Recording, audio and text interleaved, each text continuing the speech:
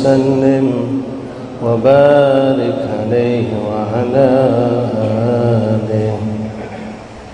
صلى الله ربنا على النور المبين أحمد المصطفى سيد المرسلين وعلى آله وصحبه أجمعين. اللهم صل على سيدنا محمد وآله كما لا نهاية لكمالك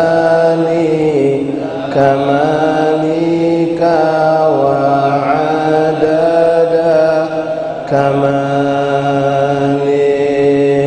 صلى الله ربنا على النور المبين أحمد المصطفى سيد المرسلين وعلى آله وصحبه أجمعين. اللهم صل على سيدنا محمد وآله كما لا نهاية لكمالك وعدد كماله. صلى الله ربنا على النور المبين أحمد المصطفى سيد المرسلين وعلى آله وصحبه أجمعين. اللهم صل على سيدنا محمد وآله كما لا نهاية كمالك وعدد كماله. بسم الله الرحمن الرحيم.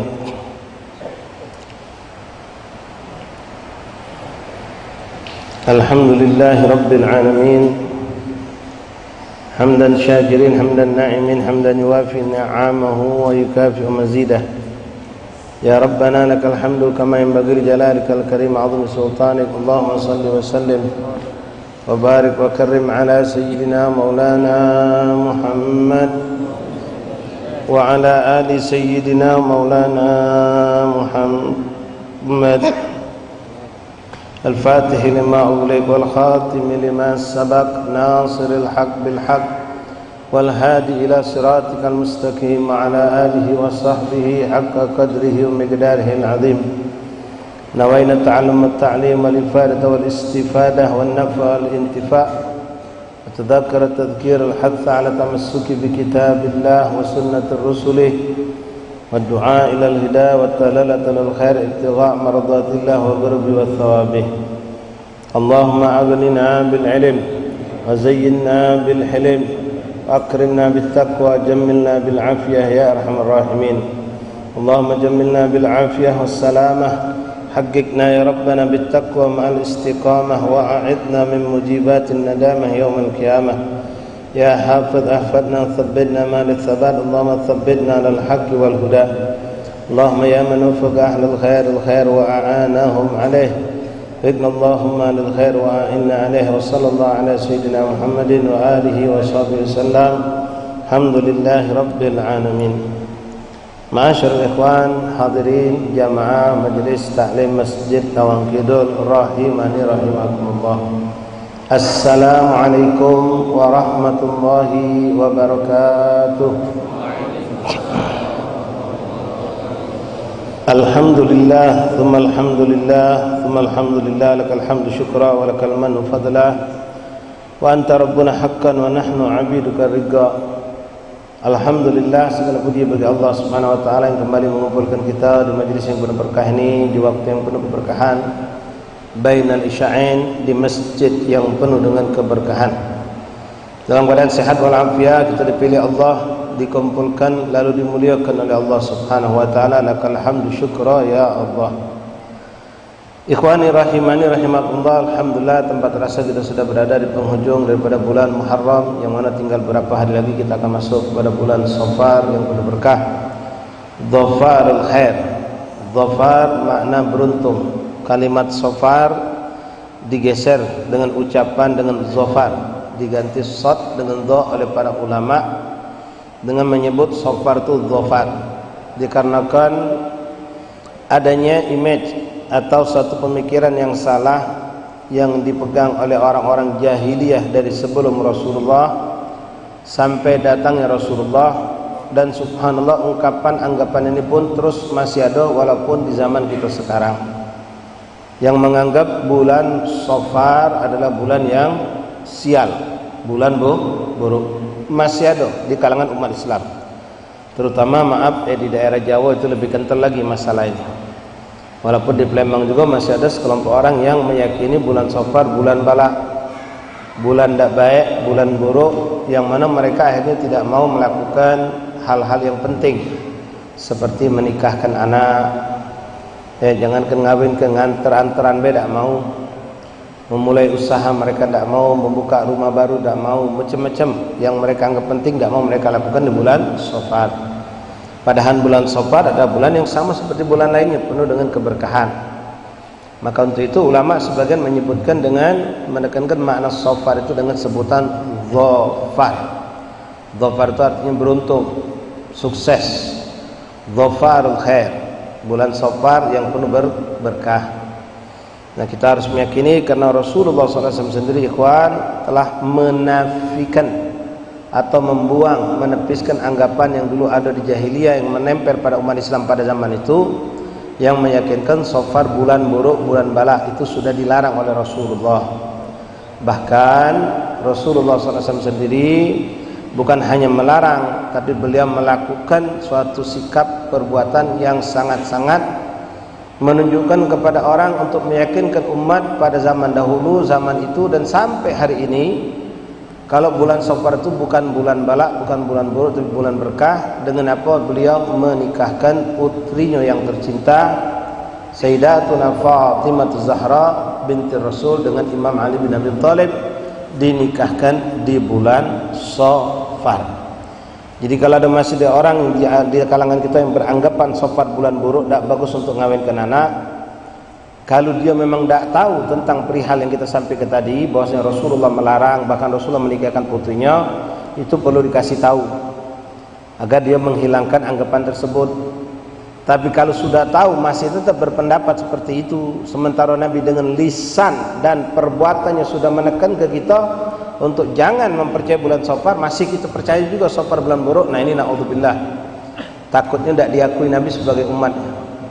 Ini orang na'udzubillah min dzalik, berarti na'udzubillah summa na'udzubillah, berarti seakan-akan tidak percaya dengan perbuatan dan ucapan baginda Rasulullah. Ini masih ada ikhwan, wong lama-lama galak masih ngucap seperti itu.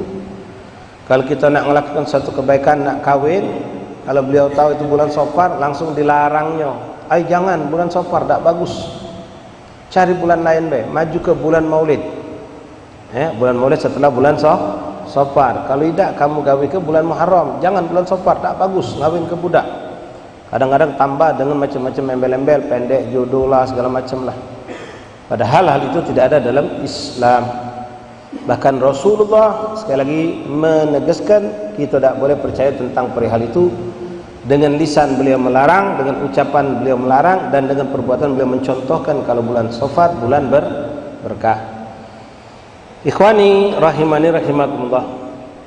Melanjutkan pembahasan kita dari kitab Sabilil Iddikar lil Imam Qutbul Irsyad Habiban Abdullah bin Ali bin Muhammad Al-Haddad, masih dalam perkara yaitu tentang persiapan seorang menjelang kematian. Lalu setelah ini kita akan masuk kepada penjelasan yang cukup penting buat kita perhatikan tentang bagaimana mereka para salihin menyikapi tentang meninggal husnul khotimah atau su'ul khotimah yang mungkin terjadi pada diri mereka atau keluarga mereka. Jadi orang-orang soleh, orang-orang ahli istiqomah itu tetap ada rasa cemas, rasa takut, dan selalu berlindung kepada Allah jangan sampai menimpa mereka atau keluarga mereka meninggal su'ul khotimah, walaupun saat itu mereka sedang istiqomah dalam taatan kepada Allah Subhanahu wa taala. Tapi ikhwan rahimakumullah, kita selesaikan dulu ada beberapa ayat yang disampaikan oleh Imam Ghazali, Imam Abdullah Al-Haddad tentang kondisi seorang ketika hendak wafat. Kemarin sudah dijelaskan oleh beliau, hendaklah orang yang hendak wafat itu kita bantu agar mereka bisa mencapai husnul khatimah dengan ditalkinkan. Kemudian kalau kita lihat dia ada rasa cemas yang tidak karuan, ketakutan yang tidak karuan atas dosa atau kelalaian dia semasa hidup, maka tepiskan pemikiran itu, berikan kabar-kabar gembira tentang perbuatan baiknya, agar dia ketika wafat itu berharap dan merasa dia bakal disayang sama Allah, dia bakal dimaafkan oleh Allah, dia bakal dikumpulkan di tempat yang mulia oleh Allah. Walaupun orang itu kita lihat memang kenyataannya hidupnya banyak melakukan dosa dan kesalahan, tapi di saat akhir hayatnya kita harus berusaha menjadikan dia meninggal dalam keadaan husnul khatimah. Dikarenakan pada saat itu akan datang di samping kita manusia, dua kelompok manusia, dua kelompok makhluk Allah, yang satu akan berusaha membawa ini orang meninggal husnul khatimah. Siapa itu? Kelompok malaikat Allah yang tidak nampak oleh kita, tapi bagi orang yang akan meninggal ini kelihatan, ikhwan. Dia akan menyaksikan malaikat itu datang. Di samping mereka pun menyaksikan kita yang ada di depan dan sekeliling dia. Lalu datang pula kelompok yang lain yang dengan izin Allah juga datang menghampiri dia, kelompok syaitan, iblis, untuk menggelincirkan dia agar meninggal su'ul khatimah. Nah saat itu kadang-kadang kita ini tidak dilihat oleh mereka, tapi kalau kita memang kuat untuk memberikan ingatan, ditambah lagi dengan bacaan yang dianjurkan kemarin, baca surah Yasin, dibacakan surah Ar-Ra'd, dibacakan zikir, tahlil, tasbih dan lain-lain yang bisa memancing rahmat Allah lebih banyak, mendatangkan malaikat lebih banyak, maka kekuatan syaitan iblis ini bisa tersingkirkan. Karena kalau tidak dibimbing seperti itu, dikhawatirkan seorang itu akan wafat dalam keadaan su'ul khatimah. Qala Imam Abdullah Al-Haddad wa fi ba'dil athar, dan disebutkan di sebagian hadis-hadis Rasulullah, anna syaitan la'anahu Allah, sesungguhnya syaitan laknatullah, agrabu ma yakunu minal abdi inda wafatihi hirsan minhu ala an yuftinahu. Dikatakan Abdullah Haddad, sesungguhnya syaitan itu pada saat orang akan meninggal dia akan lebih dekat dibandingkan waktu kita masih hidup.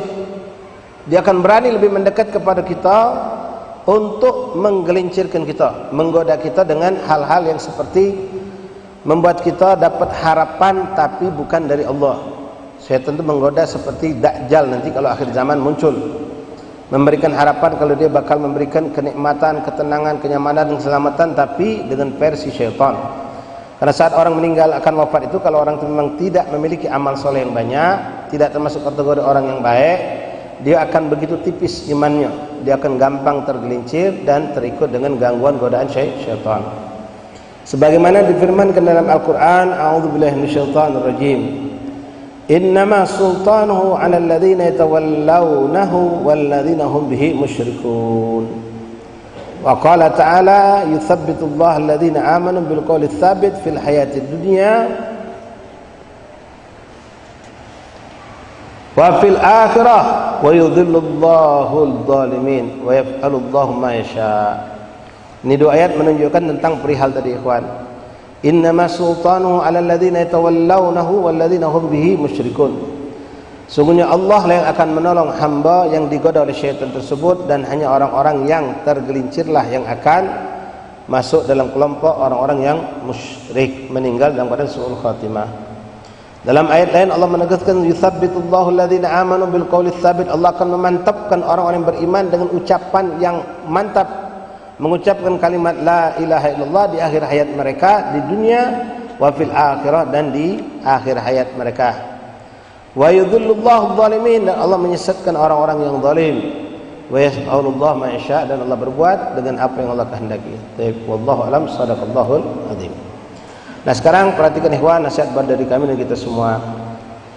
Kita sudah pernah mendengar beberapa hadis Rasulullah tentang janji-janji Allah bagi orang yang istiqomah dalam ketaatan, insyaallah dia akan diwafatkan dalam keadaan husnul khatimah. Itu memang benar adanya, tapi tidak boleh menjadi kita lupa diri macam sekarang. Mungkin sebagian ikhwan ngerasa sudah mencapai atau merasakan istiqomah, baik sholat berjamaah, baik tilawatul Quran, baik hadir majlis, ya, atau dengan sunnah-sunnah yang lainnya. Kita boleh bersyukur dan kita berharap mudah-mudahan dengan sebab ini kita terus diberikan Allah sampai wafat dalam keadaan yang baik seperti ini. Sebagaimana hadis Rasulullah SAW mengatakan, yamutul mar'u ala ma asya alaih. Setiap orang itu akan diwafatkan Allah dengan kondisi bagaimana kebiasaan hidupnya. Nah, namun di sini ada hadis lain, ikhwani. Bukan hadis ini menghilangkan makna hadis yang tadi, tapi mengingatkan kita agar kita jangan lalai, jangan sampai lupa diri, ngerasa diri kita sudah mencapai istiqomah lalu tidak bakal terpeleset lagi. Kita ngerasa diri kita sudah mantap, sudah mencapai derajat yang tinggi, tidak bakal terjatuh lagi. Nah, itu yang dikhawatirkan. Ada sebuah hadis Rasulullah mengingatkan kepada kita, yang mana hadis ini membuat ngeri, takut sekali pada diri orang-orang muslim yang soleh. Para solehin itu mendengar hadis ini yang akan kami bacakan, mereka ketakutan. Walaupun mereka, kondisi mereka sudah mencapai derajat istiqomah. Bahkan para aulia pun merasakan ketakutan ini. Bahkan di pucuk mereka semua kita dapatkan dari sejarah kehidupan baginda Rasulullah, itu sahabat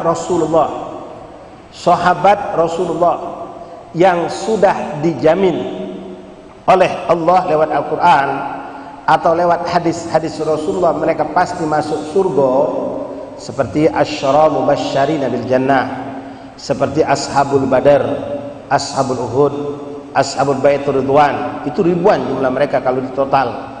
Mereka sahabat Nabi ini, ikhwan, sudah dapat kabar gembira kalau mereka pasti bakal meninggal husnul khotimah, mereka pasti masuk surga. Tapi apa yang kita dapatkan pada mereka para sahabat Rasulullah itu, justru dengan hal itu tidak membuat mereka jadi lalai.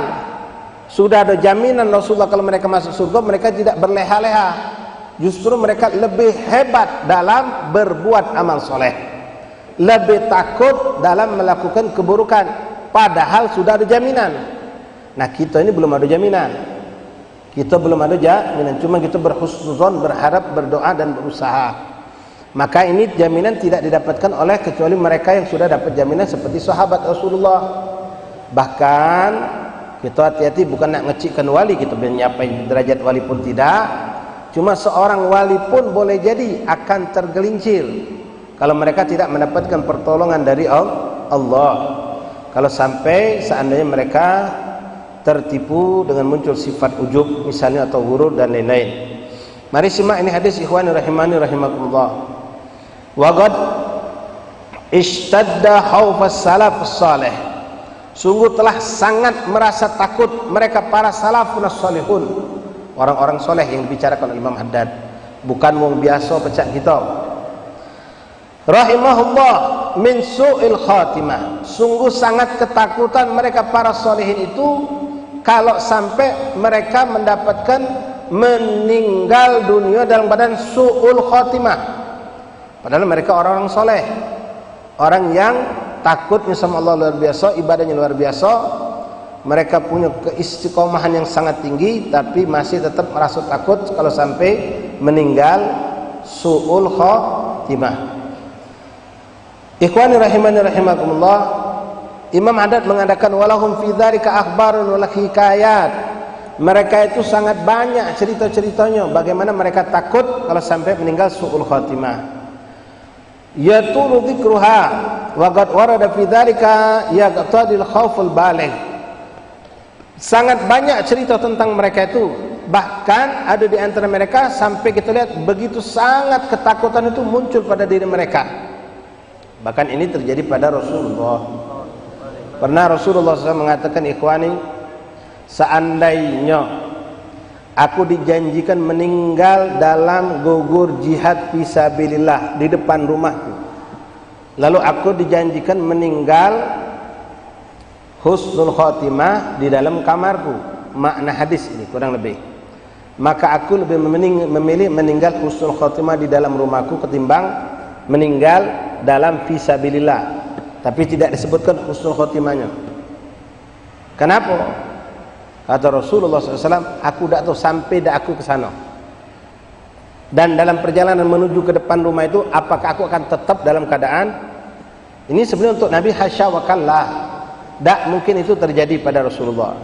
Cuma beliau mendidik, mengajarkan kita seperti itu. Saking takutnya tadi, biarlah meninggal dalam keadaan sederhana tapi husnul khatimah, ketimbang meninggal dengan sebutan mujahid fisabilillah tapi belum tentu nyampe ke situ, atau sampai ke situ niat berubah, gugur dalam perang tapi niatnya bukan karena Allah misalnya. Ini lebih mengerikan. Mereka orang-orang soleh seperti itu banyak kita dapatkan cerita.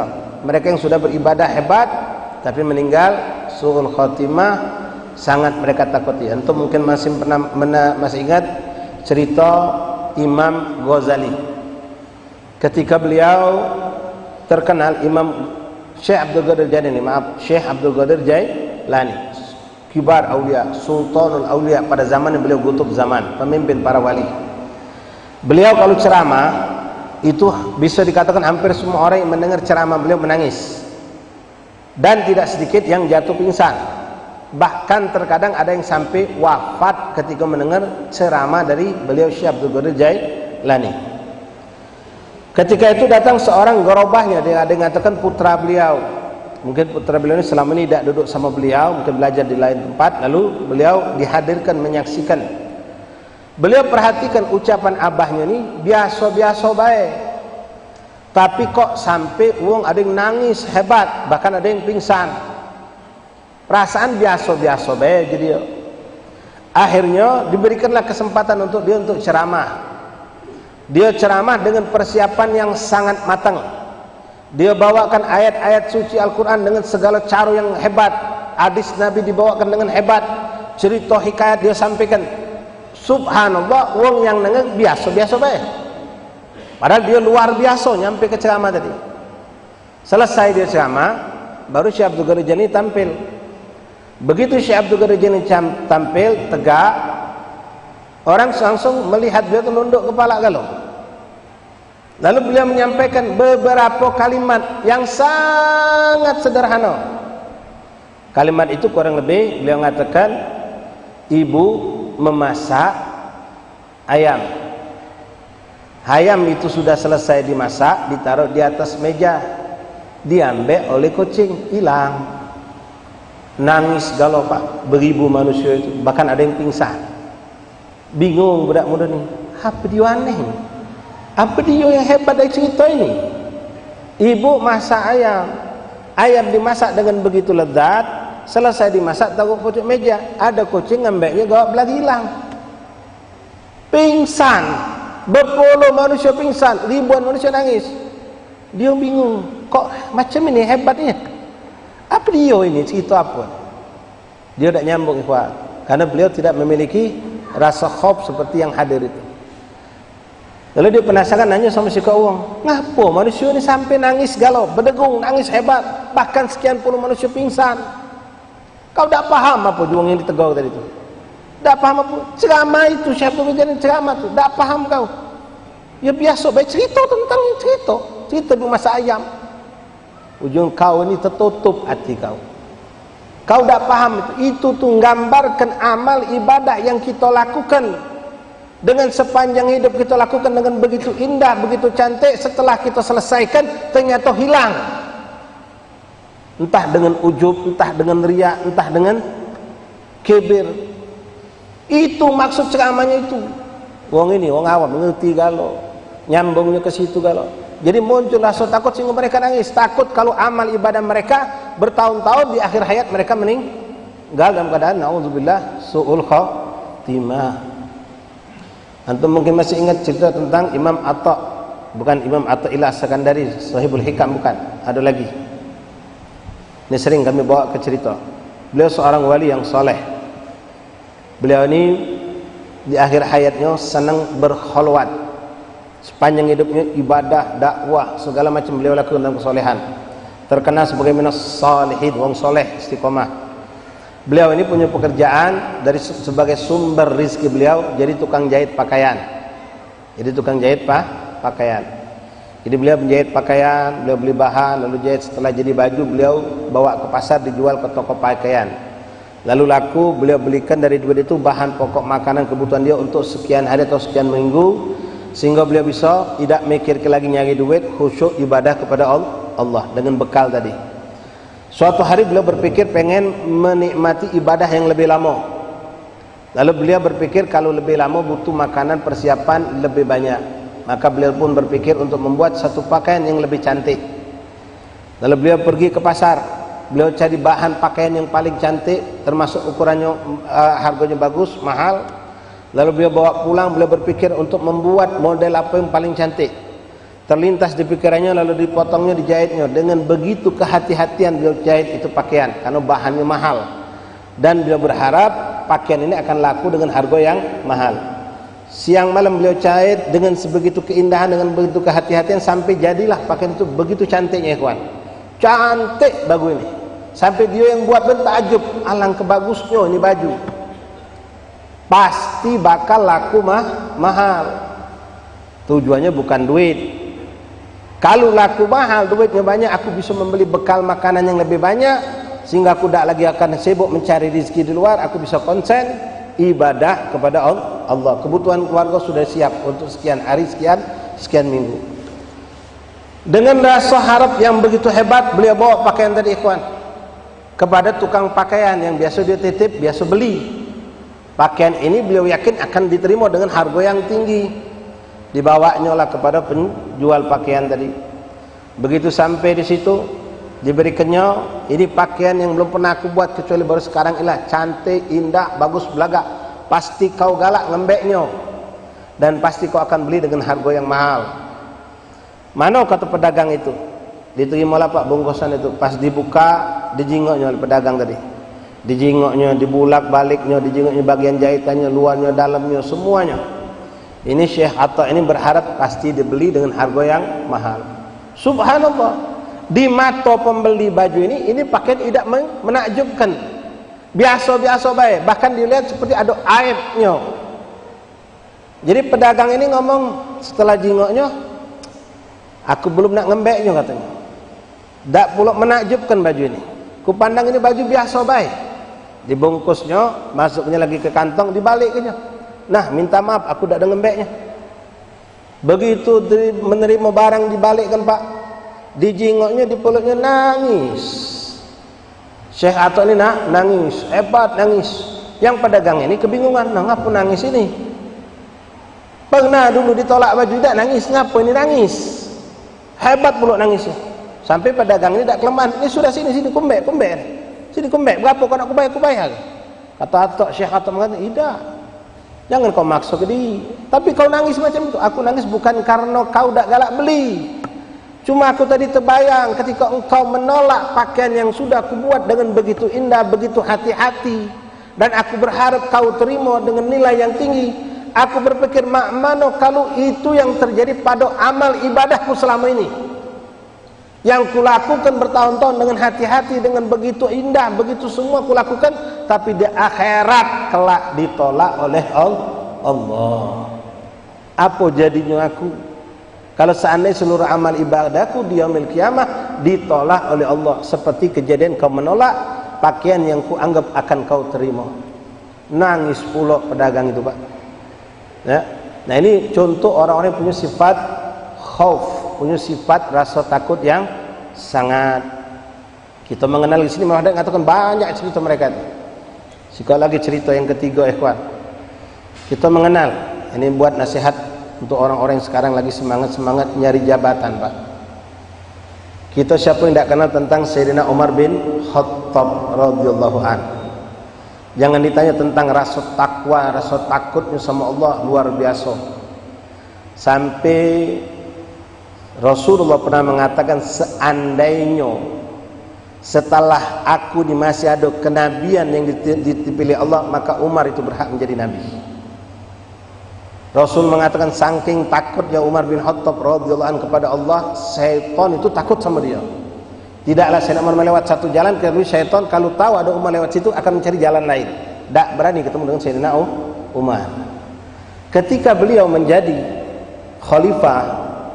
khalifah, presiden bahasa kita sekarang, Pak, yang telah menguasai kekuasaan Islam begitu luas sampai ke Irak, ke Iran, ke Libya, bahkan ke Ethiopia, bahkan ke Persia dikuasai oleh umat Islam.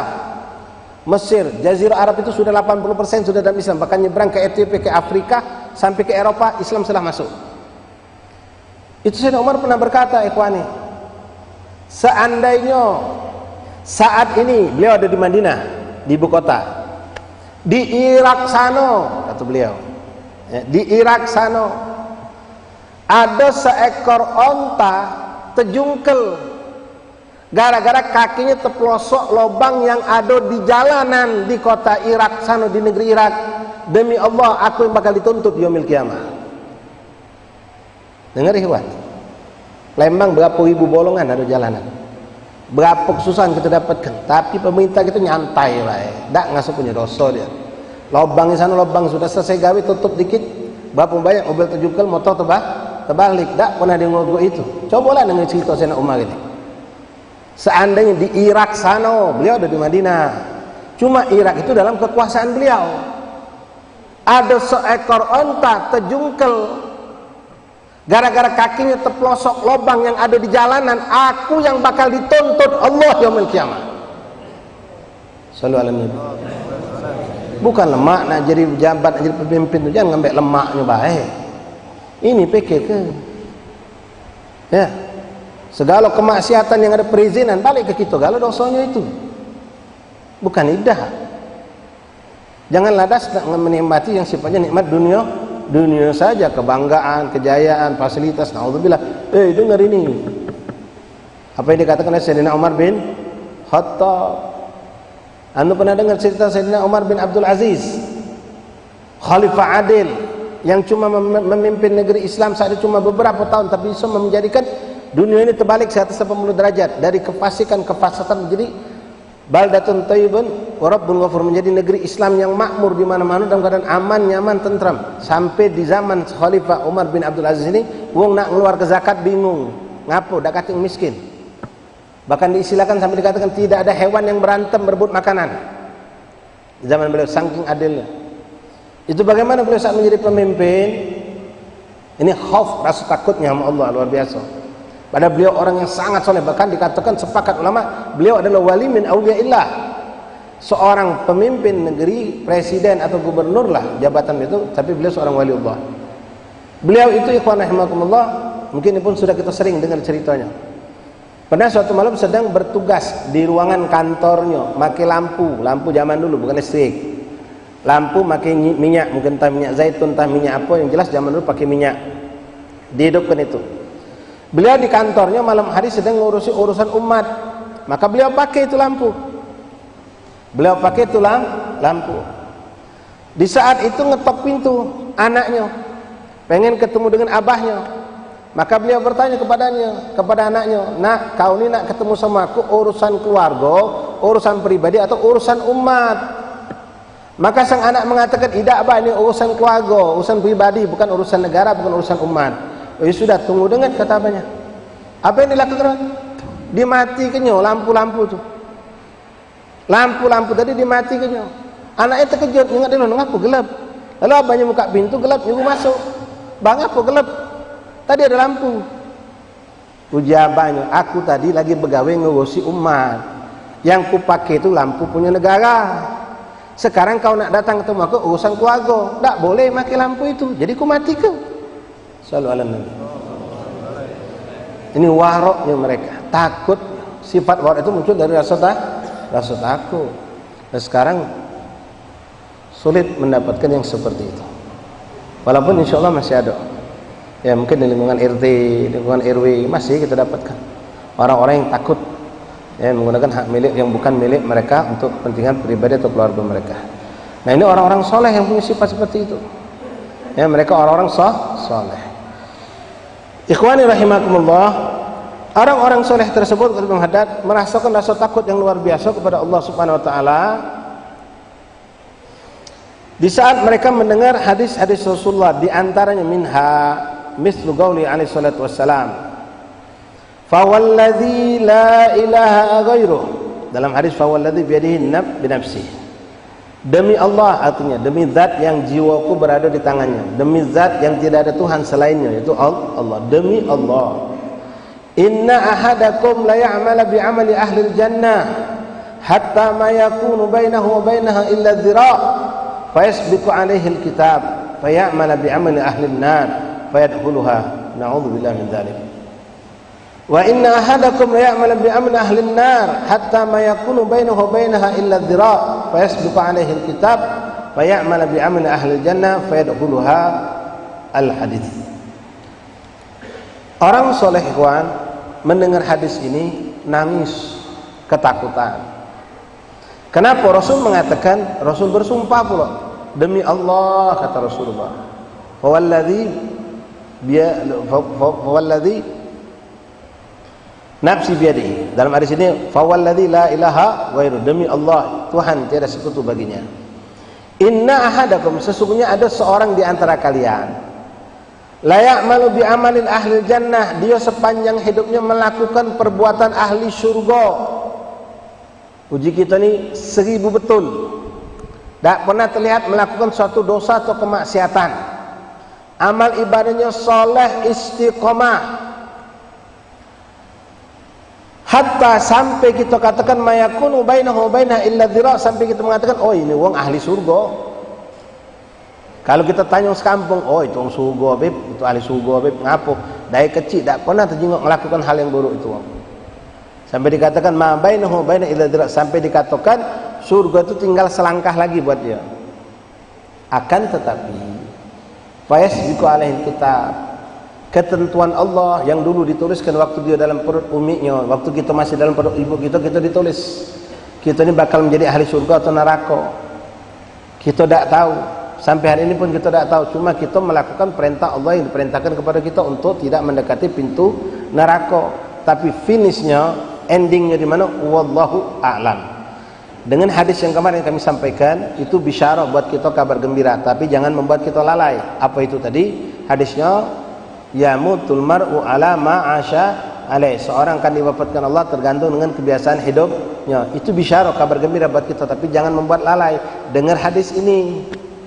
Hadis ini mengatakan sesungguhnya ada seorang di antara kalian, dia melakukan perbuatan ahli surga sampai tinggal sejengkal lagi dia pasti masuk surga. Fayasbiqu alaihil kitab, tapi ketentuan Allah berbeda.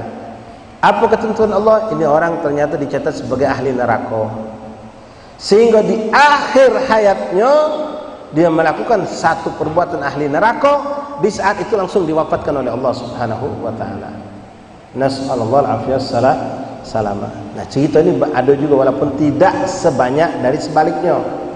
Namun sebaliknya kata Rasulullah, ini nasihat buat kita, jangan langsung memvonis wong itu tidak bakal dapat hidayat, wong itu tidak bakal balik, wong itu sudah pasti ahli neraka pergi. Naudzubillah, jangan pernah. Kenapa? Rasul mengatakan lanjutan hadis tadi, wa inna ahadakum la ya'mal bi amali ahli nar, ada pula seorang di antara kalian dia berbuat ahli neraka. Kalau ditanya orang sekampung, beb itu wong neraka beb, dari kecil sudah rusak. Sampailah tua bangkon, tidak berubah. Uji kita. Ternyata fayasbiqu alaihi kita hatta ma baina idza nar illa dhira, sampai kita katakan sejengkal lagi masuk neraka wong itu. Tapi ketetapan Allah berbeda. Fayasbiqu alaihi kitab, Allah Taala menentukan ini wong meninggal husnul khatimah masuk surga. Ini hak Allah. Ini aturan Allah, dan kita semua tidak tahu tentang diri kita, ikhwan.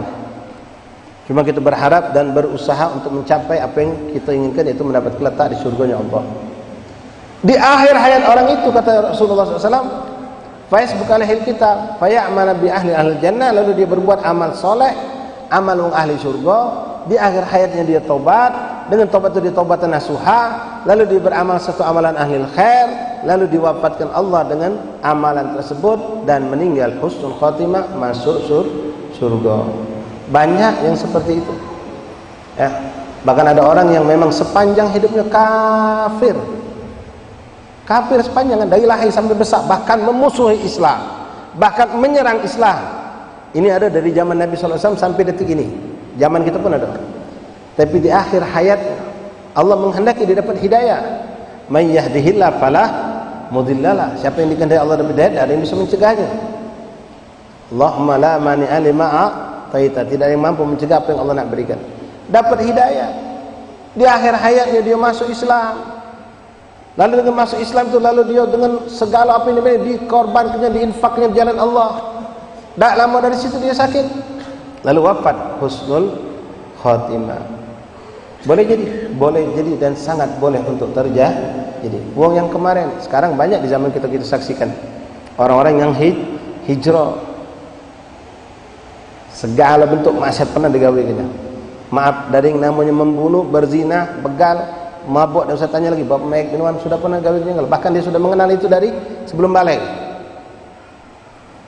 Sampai kita lihat, oh tidak katik lagi lah, lokak dapat hidayah, uji kita. Tapi kalau ngendai dia, siapa yang nak menghalangi? Maka di sini tidak boleh kita pernah, pertama untuk diri kita atau untuk keluarga kita yang dalam keadaan seperti itu, jangan pernah putus asa.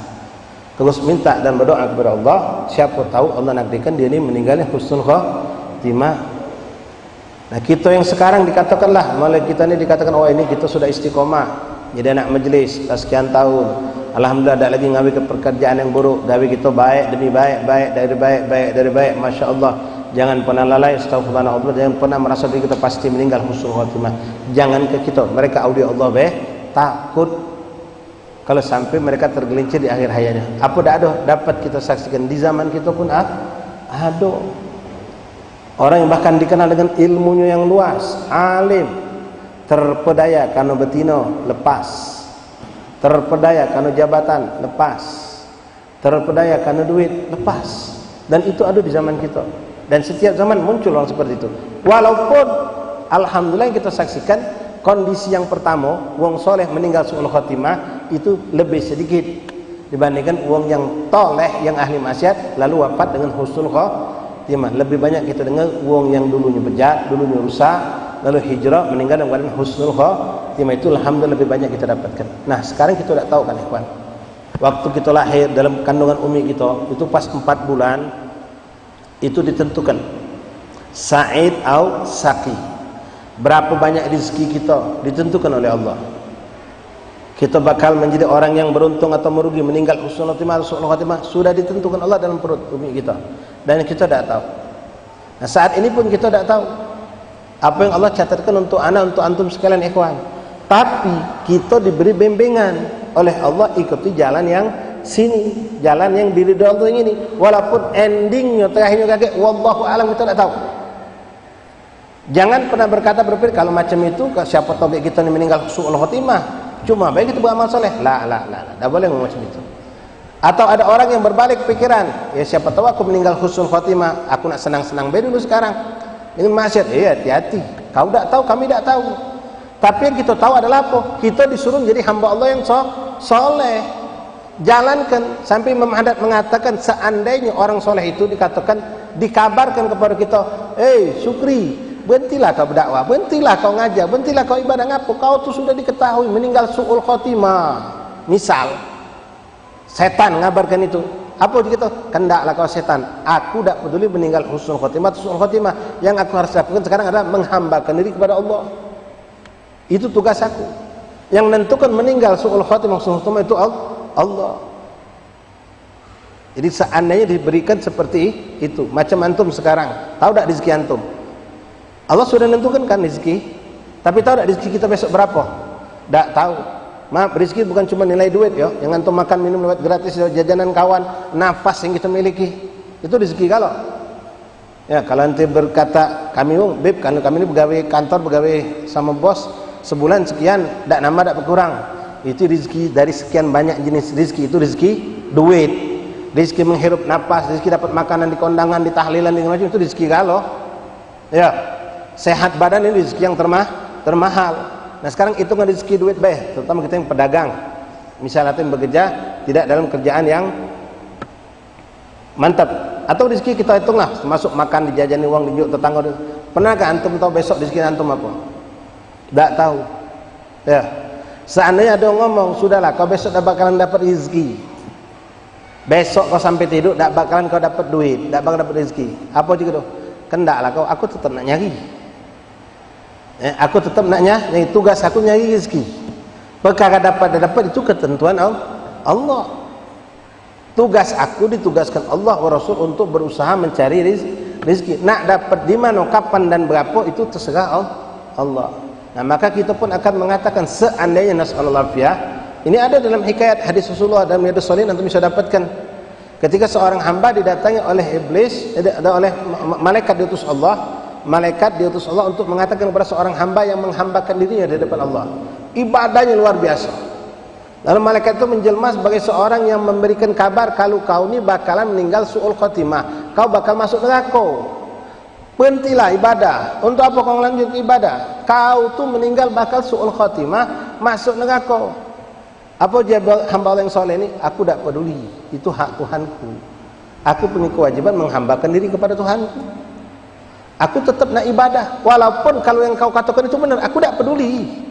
Aku nak terus menghambakan diri kepada Allah, karena aku sebagai hamba diwajibkan untuk taat. Wa hakadha ikhwan rahimani rahimakumullah.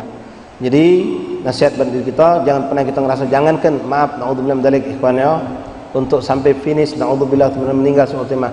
Antum saksikanlah, mungkin kita pernah ngalami atau ada di antara kawan kita pernah ngalami. Orang yang kita saksikan istiqomah ternyata sekarang sudah lepas. Ada kawan kita, bahkan dia itu kenal kita ke majelis. Kita sekarang duduk di majelis istiqomah, dia sudah lepas entah ke mana. Bahkan sedang sibuk dengan dunia. Dulu pecah kiai dia. Kita ni pacak kenal majelis gara-gara dia. Tapi sekarang, dan sebaliknya antum saksikan enggak? Ada di antara kawan kita yang hadir ternyata orang yang kemarin kita kenal bejatnya luar biasa. Bejatnya, gawe buruk lagi digawekannya kalau. Tapi subhanallah ada di majelis. Bahkan di antara mereka sampai kita saksikan ada yang dekat sama kiai, dekat dengan habaib. Bahkan kita kadang-kadang ngiri, begitu duduk di majelis maulid dia nangis duluan. Padahal gawe buruk dia belum kita sentuh. Dia sudah begawe segala keburukan, tapi Allah menghendaki. Ada yang maulid duduk di budak, ngerti dah, nangis. Banyak yang seperti itu. Nah ini gambaran yang kecil. Sebelum nanti endingnya kita tidak tahu, terakhirnya. Cuma kita berharap itu tadi. Tugas kita ikhwan, taat kepada Allah.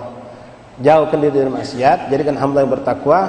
Urusan meninggal kaget nak meninggal husnul khotimah itu terserah. Jelas kita disuruh minta agar meninggal husnul khotimah. Minta dijauhkan dari meninggal su'ul khotimah. Itu tugas kita, beramal soleh sambil terus berharap minta sama Allah. Mudah-mudahan apa yang dijanjikan Rasul lewat hadis yang pertama, ya mutul mar'u ala ma'asy'aleh, itu akan kita dapatkan dengan istiqamah meninggal dalam keadaan husnul khotimah. Jadi di sini jangan pernah kita memvonis orang lain untuk tidak mungkin dapat hidayah, tidak bakal jadi orang baik, itu bukan hak kita. Dan jangan pula kita untuk menjadi orang yang putus asa terhadap diri kita yang terus bermaksiat atau ada keluarga kita yang terus bermaksiat.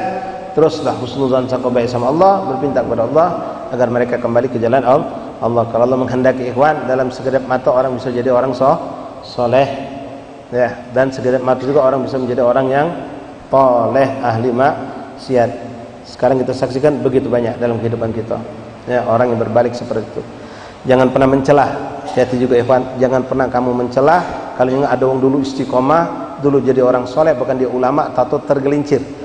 Jangan mencela, tapi mbak ibro itu wong alim, pacak nyampak, mak aku yang ndak alim ini. Kali tidak lebih hati-hati.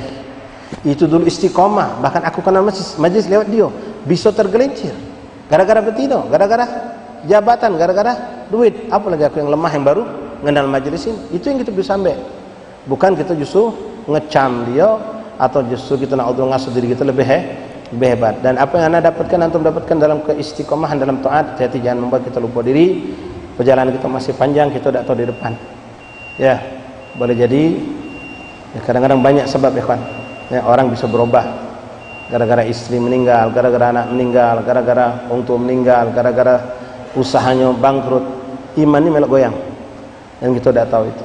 Ya, wallahu a'lam bishawab. Allah selamatkan kita, berikan iman yang yakin dan keyakinan yang mantap, dan diberikan bimbingan Allah selalu dalam hidayah dan taufik melakukan ketaatan dan istiqamah dalam ketaatan sampai kelak diwafatkan dalam keadaan husnul khatimah. Amin Allahumma amin ya rabbal alamin. Mungkin sudah bisa kami sampaikan ikhwan, dan mudah-mudahan berkahan kemanfaatan bagi kita. Amin ya rabbal alamin. Insyaallah mungkin malam Selasa depan majelis diliburkan ikhwan, mengingat insyaallah kami mau berangkat ke Jakarta menghadiri mungkin acara hall, sekaligus yang jelas ada ijtima, ya, ada perkumpulan alumni Habib Umar bin Hafid, ya, alumni Darul Safa. Insyaallah doakan kami bisa hadir, bisa dapat berkah, dapat manfaat, dan bisa kami berikan kepada antum sekalian insyaallah taala, baik lewat acara-acara hall ataupun acara yang lainnya, terutama dalam ijtima khusus itu ada ijtima khas murid-murid Habib Umar dengan beliau. Setiap beliau datang selalu itu diadakan. Jadi insyaallah kami pengen ambil kesempatan itu, berikan, doakan kami sehat walafiat, berikan yang terbaik dengan niat soleha, dan menjadikan makbul, diterima dan balik membawa segala keberkahan insyaallah taala. Jadi untuk malam Selasa depan majelis diliburkan, termasuk yang di Al Munawwar, yang termasuk tadi kami lupa menyampaikan, diliburkan. Tapi besoknya Selasanya insyaallah majelis seperti biasa insyaallah taala. Kemudian untuk malam besok Jaturi ikhwan ada majelis ziarah, zikir ziarah ke makam Habib Agil bin Muhammad bin Yahya Datuk Agil di depan butik Arafah, simpang lampu merah Dr. Emisah, dah jauh dari Pasar Kutoh ke arah lampu merah. Kemudian malam Kamis zikir ziarah seberang ulu, ba'dal maghrib kumpul di Masjid Al-Haddad, pembacaan zikir Asmaul Husna, Mudoriyah dan lain-lain. Setelah Isya kita ziarah ke makam ulama aulia seberang ulu, lalu kumpul di makam Gubab bin Ahmad bin Hasan Al-Absi, pembacaan kitab, yasin tahlil, dan insyaallah ditutup dengan makan bersama insyaallah dengan keberkahan dengan izin Allah Subhanahu wa taala. Terakhir kami infokan kepada ikhwan, innalillahi wa inna ilaihi raji'un. Telah berpulang ke rahmatullah guru kita yang mulia Sayyid Al-Habib Umar bin Muhdar bin Syahab. Beliau lebih akrab dipanggil Ustaz Umar Muhdar.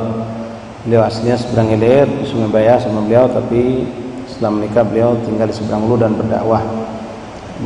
Banyak majelis di seberang Ulu, juga di beberapa majelis, dan sempat juga aktif dakwah ke Pulau Bangka. Beliau sakit cukup lama, keluar masuk rumah sakit, dan qadarullah, Allah berikan yang terbaik untuk beliau. Tadi siang pada zuhur beliau meninggal dunia. Jenazah ada di depan musim 4 di rumah Al-Habib Ahmad bin Hamid Al-Kab, rumah tinggi yang sudah ada depan hall rumah bin Hamid. Maka jenazah di situ besok disolatkan di Masjid Darul Mutakin jam 9 pagi. Kalau antum ada waktu kesempatan, kalau bisa hadiri, jangan hendak, karena beliau orang baik, orang soleh, dan ustaz ulama yang berdakwah. Rasulullah pernah mengatakan dalam doanya, Rasul mengatakan ghafarallah liman shalla ala maghfurun lahu, kama Rasulullah SAW, Allah akan mengampuni dosa orang yang menyolatkan orang yang diampuni dosanya oleh Allah. Beliau kita yakin, selain beliau itu ulama, ustaz, habib, beliau sakit cukup lama, yang mana dengan sakit itu Allah mengampuni dosa beliau. Dia sempatkan waktu untuk hadir salatnya jam 9 pagi besok insyaallah di Masjid Darul Mutakin. Kita bisa kami sampaikan. Syukran. Assalamualaikum warahmatullahi wabarakatuh. Fadhal adzan isya. Setelah salat isya kami pamit langsung keluar, ya, karena memang ada satu majelis di Ogan Hilir, butuh waktu untuk perjalanan, jadi kami izin keluar duluan setelah salat isya. Fadhal adzan isya. Yang nak berwuduk silakan. Allah